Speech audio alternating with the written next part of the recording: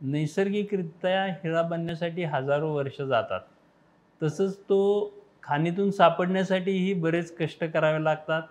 तिथून तो आपल्यापर्यंत येण्यासाठी खूप मोठी प प्रोसिजर व्हावी लागते. त्यामुळे ते आपल्यापर्यंत येईपर्यंत खूप महाग झालेले असतात. आता याच्यामध्ये कसं आहे, की आता हीच प्रोसिजर लॅबमध्ये सुद्धा बनते. लॅब ग्रोन डायमंड सुद्धा बनतात आणि ते सहजरित्या बनवणं शक्य आहे आणि आपल्यापर्यंत येण्यासाठी फार काही कालावधी जात नाही. त्यामुळं ते खूपच स्वस्त असतात.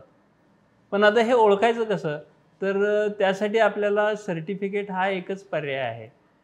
आणि चांगल्या-चांगल्या लॅब आता आपल्याला दोन्ही हिऱ्यातला सर्टिफिकेट देतात. जे नॅचरल आहे त्याला नॅचरल देतात. जे लॅब ग्रोन आहे त्याला लॅब ग्रोन म्हणून देतात. सर्टिफिकेशन हे एकच माध्यम आहे दोन्हीला कळण्यासाठी. याच्यामध्ये सॉलिटेअर हिऱ्यांवरती सर्टिफिकेटचा नंबर लेझरने प्रिंट केला जातो आणि तो वाचून आपण तोच हिरा आहे का हे आपण पाहू शकतो. काही नामांकित लॅब आहेत. त्या हिऱ्याचं सर्टिफिकेट देतात. हिऱ्याचा सर्टिफिकेट नंबर हा त्या हिऱ्यावरती लेझरने मार्किंग केलेला असतो.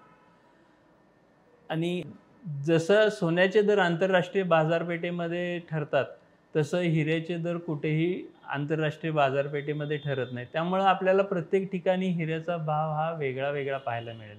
याचा अर्थ असा नाही, की अमुक एका दुकानातले किंवा कोणत्याही दुकानातले हिरे हे हिरे आहेत, बाकी दुकानातले हिरे हिरे नाहीत. ते आपल्याला सर्टिफिकेटवरती जज करता येतात.